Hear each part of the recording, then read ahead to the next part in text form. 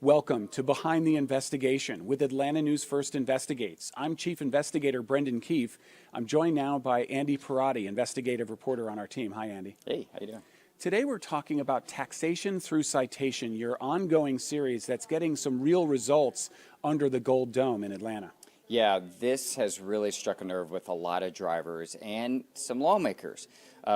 Just this past month, a lawmaker named Joseph Gullett, representative out of Paulding County, he filed new legislation in direct response to our reporting trying to limit the amount of money that cities can collect from traffic enforcement. Traveling southbound, 75 south. Antonio Steed knows if you do the crime, you gotta pay the fine. But he doesn't think a speeding ticket justifies the $800 citation he received from the city of Ashburn police last year. I think it's a little overboard and outrageous. It's like they're bullying the roadway. The small South Georgia city runs along Interstate 75. It's home to the world's largest peanut statue and its traffic enforcement, one of its largest revenue generators. According to state and city records, it consistently relies on 25% or more of its budget from fines and forfeitures, collecting $1.5 million from ticketing drivers in 2023. So when you hear that number, what goes through your mind? This is the only place where, I feel like it's a crime to drive. Over the past year, our Atlanta News First investigative series, Taxation Through Citation, it's crazy. I mean, they're pulling people over left and right. profiled multiple cities across Georgia accused of excessive traffic enforcement.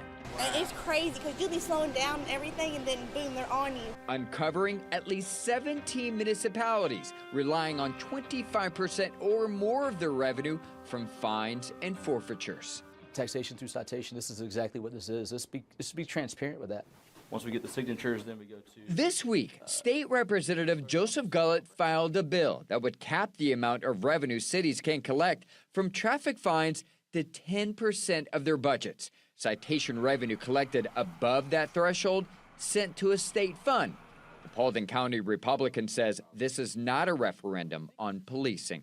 When you look at the stories of these cities who are truly just profiting off of people, that erodes the confidence in public safety, and that's really what the motive is behind this. If we didn't produce that series, you think you'd be filing this bill today? I don't think I would know how prevalent the problem was, so no, I don't think I'd be filing this. I think this was truly, you guys brought to light a lot of problems that we had, and I'm a problem solver. I'm gonna go fix it. One of those cities accused of excessive traffic enforcement, Lenox, Georgia, collected nearly 73% of its revenue from citations in 2022. Last year, the Georgia Department of Public Safety found the city consistently altered tickets that made it appear officers wrote fewer speeding citations than they actually did. Listen to what a state investigator said about the city's actions during a hearing last year. And another concern we had, if you don't mind, Colonel, is 85% of your revenue was speed-based. Only one ticket in 3 years was not written on the interstate for speeding in a 3-year period. That tells me there's not a whole lot of enforcement going on other than the interstate. There's not a whole lot going on in Lenox other than that. Georgia's current law allows the state to revoke speed detection device permits from cities when ticket revenue exceeds 35% of police departments' budgets. But that cap only involves tickets for speeding, a loophole Representative Gullett wants to close. If it's a public safety issue, they can still write tickets because that's important, but they won't financially gain from continuing to write tickets. That 10%, a change drivers like Antonio can get behind. Sometimes I feel like we're sitting ducks out there. Now, Andy, since this is behind the investigation, I have to play devil's advocate here a little bit. Please do. The whole point of citations is supposed to be not about raising revenue, but about enforcing the law so as to make the roads safer. A lot of law enforcement, not all, but a lot will say, hey, I don't have any problem writing a ticket because I just covered a fatal crash down the road that could have been prevented had we had more robust enforcement. What is law enforcement saying about this? So I reached out to the executive director of the Georgia Association of Police Chiefs, and And I said, hey, what do you think about this bill? In fact, I'm the first one to tell him about the bill. I emailed him a draft of it before it was even filed. And I think there's some confusion of what this proposed legislation would do. But I will say, after I explained it better to him, he said, oh, well, there's room for improvement, but he also did not necessarily endorse the legislation. Here's where the confusion has come in that I believe that Representative Gullett will have to clarify, is that the current law caps the amount of money that cities can collect from speeding violations, and there's two specific ones, the 35% of the police department's budget, not the town or the city's budget. This legislation would cap the amount of revenue of all traffic enforcement fines and forfeitures to 10% of a city's annual budget. And when you get to that level, it's really not that many cities in the state of Georgia that rely on more than 10%. We highlighted in our story 17, 20 cities with 25% or more. And when I explained that, or when me and the executive director were talking, he didn't really get that, because he was referencing, oh, the city of Dunwoody, they cover a lot of crashes and a lot of really bad things that happen on 285, and this would really impact them. And then when I clarified, he was like, oh, I didn't realize that. So I think there's maybe some misunderstanding of what this bill is. I actually ran into Representative Gullett just a few days ago at the State House, and he tells me that he's having to clarify this. He's also going to take out a portion of the proposed bill that he's already filed that we just reported, and he's going to remove counties from it. There are sheriff's offices apparently that are concerned about that portion, that they would be lumped into them. I can tell you one county in particular is Turner County. They run along Interstate 75, and after or throughout me reporting on my series, I've received a ton of complaints from drivers who feel like they were unfairly ticketed in Turner County. Well, and sheriffs, you know, they are constitutional officers, and they depend on the county commissions for their budget. The county commissions can't tell them what to do. That's why they're not sheriff departments, they're sheriff's offices, because they're elected offices. I mean, a lot of sheriffs turn to traffic enforcement to fund their operations, for better or for worse. Yeah, millions of dollars. Yeah, absolutely. Well, we're also here to talk about another part of your series, and that is about these school zone cameras. We've gotten a lot of feedback on this, and there seems to be two camps. One camp are people who've gotten these tickets, especially when the yellow lights weren't flashing, and are like, hey, you know, I was doing the speed limit. It just wasn't the school zone speed limit because it wasn't school time, either, you know, dismissal or arrival at school. But then there's the other group who are like, hey, look, you shouldn't be speeding through a school zone. First, let's clarify that, just because we've been getting a lot of feedback before we listen to the next story. Yeah, so this has never been about necessarily trying to validate drivers' behavior driving through a school zone. That isn't the issue. I think the issue for a lot of people who've received these tickets is that it's some of them across the state that we have found hundreds of thousands of dollars worth of inappropriate tickets that people should not have gotten because they weren't properly notified or they were ticketed for the wrong speed limit. So there are some legitimate serious issues involving these cameras that also happen to collect more than $100 million that we found just during a finite period of time. The state doesn't track this. We did, and a lot of lawmakers are now paying attention. That's the camera that got me. When we first met Gary Klingman last April, he was adamant the city of Tallulah Falls, Georgia, unfairly ticketed him for speeding in a school zone, fined $100 by speed detection cameras when the warning lights were not flashing. You gotta be kidding me. Why do they do that to people? 10 months later, he's still seeing red. When I first talked to you months ago when this first happened, my main point at the time was that this was being done inconsistently, and it's just not fair. Proposed legislation filed this week under the Gold Dome could turn the cameras off indefinitely, banning them statewide, championed by State Representative Dale Washburn. It is wrong, it is entrapment, and you will not believe how many people we have heard from since I have announced that I was going to file this bill. A series of Atlanta News First investigations over the past year uncovered the explosive growth of the cameras across Georgia. This is how the citations come. Drivers claiming they were unfairly ticketed. These aren't cheap tickets in an already expensive economy. Cameras raking in more than $100 million in revenue for municipalities. Right there. Oh, my Lord. While the tickets are civil penalties, if left unpaid, the state can put a lien on drivers' vehicles. Atlanta News First investigation uncovered 133,000 people could not renew their vehicle registrations in September, according to the state's Department of Revenue. The Macon Republican says what Atlanta News First uncovered helped compel him to file the bill. We believe that it is a statewide issue.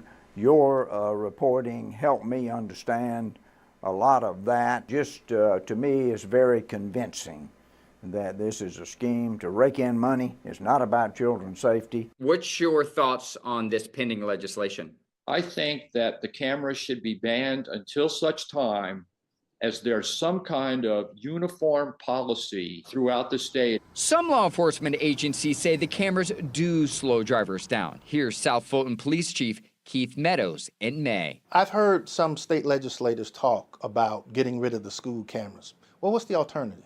Hiring police officers and 16 police officers in every school zones. Then the narrative is going to be they're running speed traps in South Fulton. well, they're already saying that now with the cameras. Right. At the time, the city of South Fulton collected more revenue from camera citations than any other municipality in the state, $21 million. For that one moment, the camera just gets you. They don't want people to slow down going through school zones. They want them to speed through school zones because then they can ticket them and charge and send them a letter saying, well, this won't count against your driving record. Andy, before we get into the issue of these being run by for-profit companies who are essentially charging these cities nothing, and these school districts nothing, they're just essentially giving them a portion of the revenue. Before we get into that, I wanted to ask you about the law enforcement concern again, that, hey, look, not only are we funding a portion of our budget with this, but we're also doing the right thing. I mean, who's going to be against protecting children? There are those in law enforcement who don't want a ban on these cameras. Yeah, so we also reached out for this story to the executive director of the Georgia Police Chief Association, and he again does not believe that these cameras should be banned.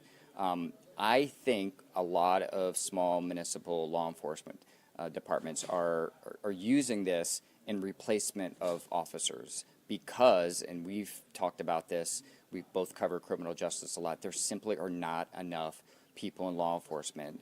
There are always, you know, we just don't have enough officers getting into this career, and so they're supplementing officers for these cameras, hoping that you get the same result, that you change behavior. The issue, though, is that when you get pulled over by a police officer speeding through a school zone, that you get the ticket. You know exactly where to go to protest that ticket if you think you were unfairly ticketed. You're not found guilty, you know, at that moment. Versus when you get one of these tickets in the mail, you're assumed guilty first, and then trying to go through the process of appealing it is man. I mean, it would take days to go through it. And then you'd have to, sometimes people even hire an attorney just to fight one ticket that is a civil penalty. Yeah, you have a right to face your accusers, but as you point out, these are civil penalties. These aren't criminal offenses where, you know, in Georgia, we don't have what some states have is just a violation. In Georgia, every traffic violation is a misdemeanor. These are not that because you have a right to face your accuser, and your accuser is a machine. And in some cases, a private company. Right.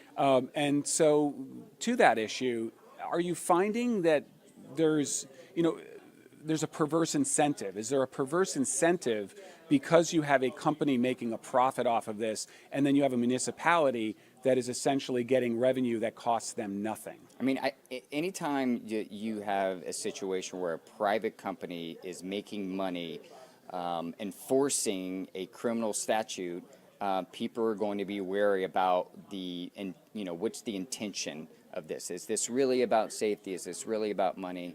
I mean, in one city alone, we found through our analysis that one camera operator collected about $7 million just over the past few years enforcing just having these cameras there, and the city itself collected more than $20 million. And then what they do with that money is supposed to be limited to public safety, but it's written in a very vague language. Like in the city of South Fulton, in one instance, they purchased an armored vehicle. Is that really about protecting schools and school safety, or is that just more money, and is it a slush fund for the police departments? And that's where, at least the lawmaker that you just heard from, that's where he believes that maybe this isn't about safety for him. Some people may be watching this later after the legislative session, but when would we expect an answer on both pieces of this legislation? So Representative Washburn says that he's got more than 90 co-signers. That's more than enough that he will need to get this passed in the House. It's going to take some time to figure that out. I mean, if it's passed and you're listening to this in January, that means it either failed to pass, or that means it's about to be implemented and these cameras are about to be taken out. Fascinating. So we'll see. Fascinating. Andy Pierrotti, investigative reporter with Atlanta News First Investigates. Thanks. You've been watching and listening to Behind the Investigation with Atlanta News First Investigates. You can watch us on YouTube on Atlanta News First Plus and listen to us wherever you get your podcasts. We'll see you next time.